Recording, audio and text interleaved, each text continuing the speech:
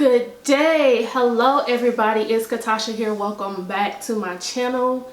It's been a minute, I know, but I did have a video pre-recorded already, but I didn't like it, so of course I had to delete it. In case you're wondering, I am rocking the ABH times Jackie Aina eyeshadow palette on my lids. Man, I usually don't say what makeup I'm wearing unless somebody asks, but everybody, if you're a part of the beauty community, you already know what time it is. Like, this is something that we all been waiting for. So congratulations to Jackie Aina. And of course, if you're also wondering, I am wearing a MAC liquid lipstick. I forgot the color. If you want, I will list it in the description box below. And I'm also sporting the new Juvia's Place foundation. Aside from the drama that went on, I'm still decided to just go ahead and support the brand regardless. I was upset, but I was just like, you know, they have good products, so it is what it is. And I'm rocking the foundation 205 along with the concealer in the number 11. So I just wanted to get that out the way in this video because I want to talk about something that is dangerous. Is something that a lot of people have and they do not know that they have it. And it is a silent killer, as you can tell by the topic of this video. The title of this video. So I want to talk to you about sleep apnea. Now, I found out about sleep apnea when I attended dental assisting school. So sleep apnea is just pretty much means that when you're sleeping at night, you are actually not sleeping. You never fall into REM 3 type sleep, that deep, rested, mindful sleep that your body needs. Most people do not reach that level. They only reach REM 1 or REM 2. REM stands for rapid eye movement. Now, the reason why sleep apnea is so dangerous is the fact that you're actually not sleeping. Your body is working overtime. So not only you know, up active throughout the day, but when it's time to rest, you're actually not resting. If anything, your body is fighting to keep you alive. Scary, I know, right? And usually when you go to your doctor, like your regular MD, your family physician, you tell them, oh, I'm asleep, I'm this. Majority of the time, they're going to ask you about your diet. They're going to ask you, of course, about your weight, your height, and BMI. And that could also be one of the symptoms or the factors of sleep apnea. But I'm going to get into that in a minute. But they're going to ask you all these certain different type of things. And more than likely, unfortunately, they're going to try to put you on some type of medication to help you go to sleep. Now, when you go to your dentist, they can look at your teeth and tell that it could be a possibility that you have sleep apnea. But of course, you have to go to a physician. You have to also do a sleep study in order to get the accurate and the, I guess, the final diagnosis from a physician. And usually your dentist will refer you to that unless your doctor is knowledgeable about sleep apnea. Because let me get into the symptoms. So one of the telltale signs that you have sleep apnea is if you grind on your teeth. That was a big telltale sign for me. I actually have an appointment coming up soon to do a sleep study.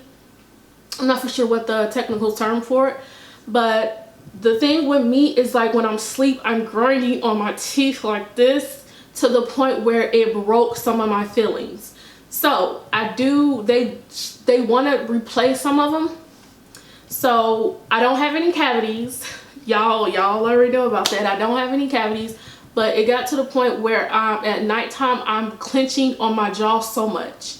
So that's one of the telltale signs. Another of the telltale signs is when you wake up in the morning and you feel exhausted. You feel tired. Like you went to bed on time, you ate properly, you exercised, you got all your water in, you took your vitamins, you took your sea moss, and you still feel tired. It feels like you restless. You wake up sweating. You wake up with heart palpitations. You're constantly going to the bathroom, getting up around a certain time in the morning or through the middle of the night. It also causes nightmares, and this is common in everybody, y'all. This is just not from adults ages 50. No, this is common in everybody, especially children. One of the telltale signs with children, of course, in addition to the symptoms that I mentioned before, but nightmares. They wet the bed. They have like a high squeaky voice, especially with boys, like a certain age. You know, I'm not saying that their voice should be deep, you know, but they have like a squeaky voice, almost like nasally. That's another symptom. And but yeah, there are so many, you know, different side effects with sleep apnea, and a lot of people don't realize that that's what they have. Now, just to get into some of the treatments, first you have to get tested to find out if you have it or not. For me, I just went to my nurse and I told her, hey, I think I have sleep apnea. So she told me to record myself at night. That's another thing that you can do, record yourself at night, because some people swear up and down that they do not snore. Oh, that's another major thing if you snore. I don't know if I snore now. I know I used to bad. I know sometimes when I'm tired, I even wake myself up from snoring. But snoring, that you don't necessarily have to have sleep apnea in order to snore. That, even though that is a big indicator that you do have it, but that's not always the case. But some people snore to the point where they sound like an animal, like a bear. If you sound like a bear every time you go to sleep, you probably have sleep apnea, because that's not normal at all. And actually, when you snore, that is an indication that your body is fighting to keep you alive. So think about some athletes. I can't remember who it was, but the athlete passed away in his sleep, and a doctor related it back to sleep apnea. Because think of it as an athlete, you're pushing your body to the max day in and day out, so your heart is working overtime. And then at the time when you're supposed to be resting, your heart is still working, fighting to keep you alive. So one of the, and another symptom or telltale sign that you may have it is that your jaw is underdeveloped or is not positioned correctly, which is another reason why I have on braces, because my bite is not corrected, which leads back to TMJ. But my bite is incorrect right now, so of course throughout this process my braces is correcting my bite. I believe my sleep apnea is caused by my bite and by my weight. Losing weight can definitely help it, but you can still be the size of a toothpick and still have it. So again, you want to go to the doctor, tell them like, hey, I think I have sleep apnea, and then they will go from there to, you know, to treatment. They will treat you to see what is best for you, to see what is causing it. Sometimes your dentist may create a device that you have to put in your mouth at night in order to keep your airways open. One of the other resolutions may be getting your tonsils removed. Another resolution may having not a sleep apnea, but a CPAP machine. So that means you have to put a mask on and it's shooting air into your nostrils at night. I know a lot of people who do have the CPAP machine do not like to wear it, because think about it, you have on a face mask at night. So it's probably uncomfortable. I know my mom has sleep apnea. Like once I found out about it at school, I went home and I was just like, yeah, mom, you got sleep apnea. So she did get tested, and come to find out that, y'all, her heart, she stopped breathing like 55 times per, like, I want to say an hour or something like that throughout the night. Just think about that. You stop breathing. Like, just think about going through that throughout the years of your life, and it's just cutting down your lifespan. You know what I mean? So this is a serious issue, and it is dangerous. So if you already have pre-existing